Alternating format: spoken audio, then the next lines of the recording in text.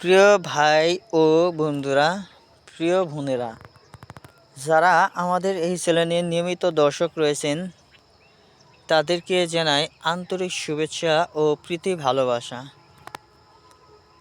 তার কারণ হচ্ছে আপনারা আমাদের এই চ্যানেলটিকে সাবস্ক্রাইব করেছেন, সাপোর্ট করেছেন এবং ভিডিওগুলো সকলের মাঝে ছড়িয়ে দেন।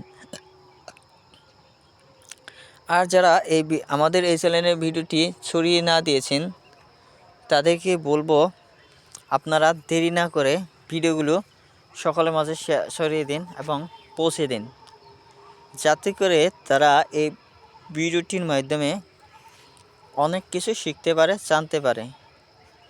তো তার মধ্যে হচ্ছে আপনারা স্ক্রিনের মধ্যে যে শাকটি দেখতে পাচ্ছেন এটি হচ্ছে লাল শাক।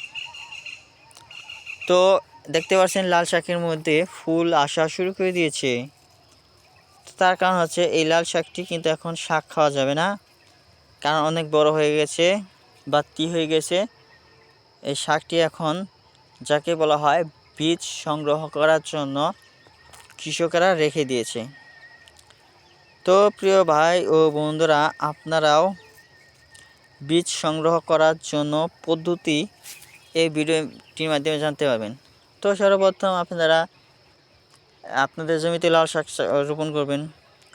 তো পুরো জমিতে লাল শাক তুলে নেওয়ার পর এরকমভাবে কিছু অংশ লাল শাক আপনারা রেখে দিবেন।